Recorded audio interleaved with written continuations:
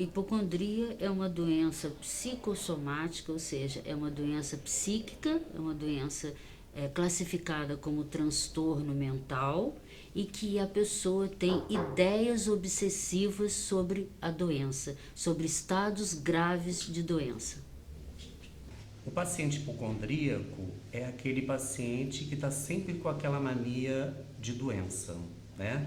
Então isso é muito comum hoje em dia, né? A gente vive aí vários problemas sociais, então assim, para amenizar um pouco as pessoas, até ansiedade, depressão, que são as doenças mais comuns hoje, então isso aí leva as pessoas a adoecer cada vez mais e achar que estão cada vez mais doentes. Então, assim, essa questão da hipocondria, do hipocondríaco é aquele que está sempre se sentindo doente, mesmo que não esteja. Bom, nós temos medicamentos que podem ter esse potencial viciante, tanto medicamentos que são de venda restrita, que a gente chama hoje de medicamentos controlados, né, e que a maioria deles, né, estão relacionados ao transtorno de ansiedade ou transtornos de sono, e a principal classe desses medicamentos são os chamados benzodiazepínicos, né? Então eles têm um grande potencial viciante, mas a nossa grande preocupação enquanto farmacêutico, profissional de saúde, é que a gente tem medicamentos também de venda livre que pode ter esse potencial viciante, que pode trazer grandes malefícios para o paciente. Então, um simples analgésico, né, de venda livre pode trazer, e outros medicamentos também analgésicos, não de venda livre, mas são chamados de opioides, eles também têm um potencial viciante muito grande. E a nossa preocupação no Brasil é que isso está muito facilitado, né? Esse acesso é muito facilitado. Uma outra questão em relação aos malefícios desses medicamentos é que, ainda que ele não cause um vício físico, químico, realmente existe uma dependência psicológica daquele paciente em relação a esse medicamento, que vai sempre necessitar e achar que aquilo é que vai trazer o benefício da saúde dele. Ele nunca vai entender ou perceber que outras modificações de hábitos, né, modificações alimentares, por exemplo, de prática de exercícios, pode, né, fazer com que ele resolva aquele transtorno, aquele problema que ele acredita ter, né? O médico Google, assim, o Google hoje nos traz um problema muito grande, com relação principalmente na consulta clínica. As pessoas já chegam dizendo: eu quero fazer uma endoscopia, eu quero fazer uma tomografia computadorizada. Não é por aí, a gente precisa ter, a gente tem critérios para indicação disso. Então as pessoas vão no Google, né, vê um exame alterado, vai no Google e acha que tem que fazer aquilo que o Google diz. Quer dizer, quem tem o poder de decisão, o poder de diagnóstico é o médico. A gente tem critérios para indicar, a gente também não tem, porque todos os exames, todos esses procedimentos que a gente faz, ele tem seus riscos e suas indicações corretas. Então, às vezes, os pacientes saem um pouco tão chateados por a gente não atender essa demanda que ele traz. Uma coisa que também é importante aí é muito assim, porque o vizinho fez, tem muito assim: eu tenho gastrite, então eu vou conversar com uma outra pessoa que tem gastrite, essa pessoa, e eu sinto a mesma coisa. É muito comum hoje. Então daqui a pouco você está numa roda de pessoas que têm gastrite.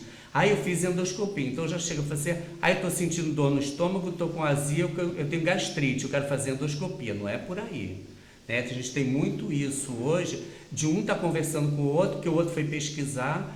Então, isso envolve assim, um problema muito grande, então a gente tem que ter um vínculo, tem que ter uma certa maleabilidade para conversar com o paciente, para entender que nem todo mundo tem o mesmo tipo de doença e nem todo mundo tem que ter o mesmo tipo de diagnóstico, né? de fazer procedimentos para esse diagnóstico. A gente tem os critérios para indicar.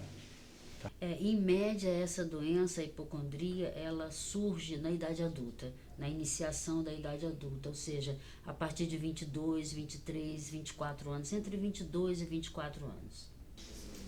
A faixa de idade são as pessoas mais maduras, né? São as pessoas entre 30, 35 anos até 50, inclusive idosos. Os idosos acima de 65 anos também têm insistem muito de serem medicados com essas medicações. E a gente já tem O idoso por si só, ele já vive numa polifarmácia, quer dizer, de mais de quatro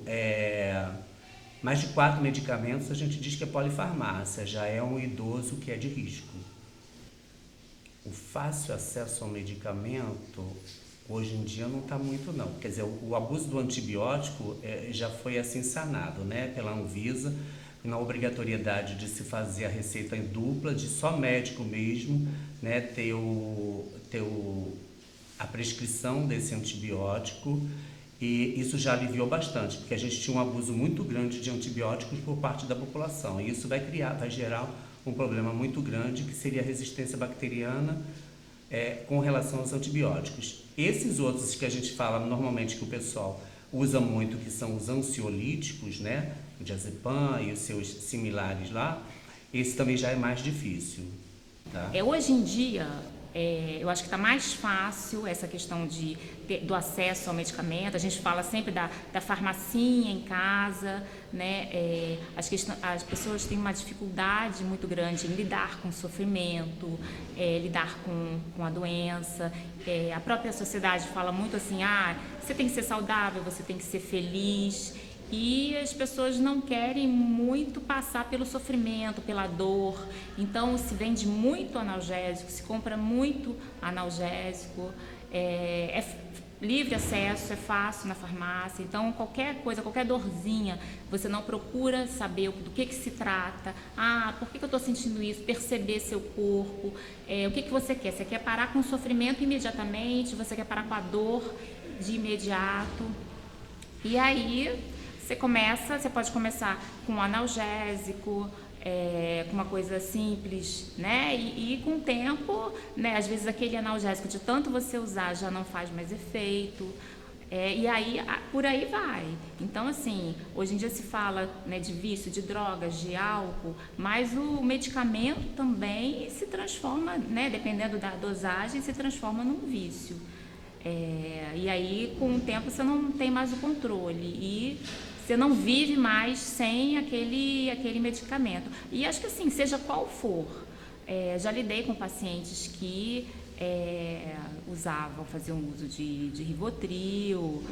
Hoje em dia tem uma onda aí do próprio Rivotril e tem outros medicamentos mais pesados que quando você fala, com o tempo você vai, né, você vê com o médico. Eu, assim, como psicóloga, não posso medicar, mas sempre com os pacientes, tratando com psiquiatria, ou com neurologia, ou com outros médicos, né, que passam medicamento, né, você começa a trabalhar o paciente para, com o tempo, ele ver o que está acontecendo e, com o tempo, tirar a medicação.